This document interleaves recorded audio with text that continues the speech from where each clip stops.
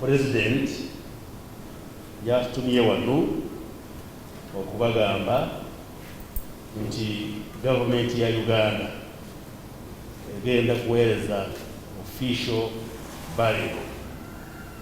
Simanyi kigambo official kyogera ntya mu Uganda.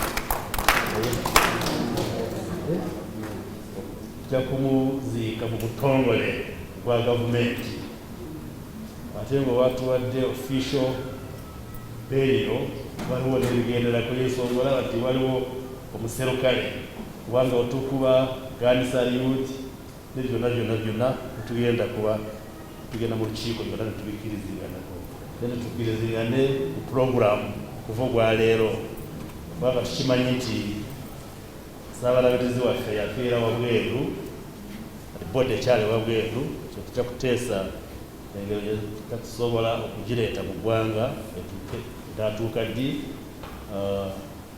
Ni puroguramu gyetugenda kukola okutuuka olunaku olusembayo. Gavumenti ne church tujja kuba tulangirira puroguramu kati abantu bamanyi lunaku ki etugenda kumuwerekera Ssaabalabirizi.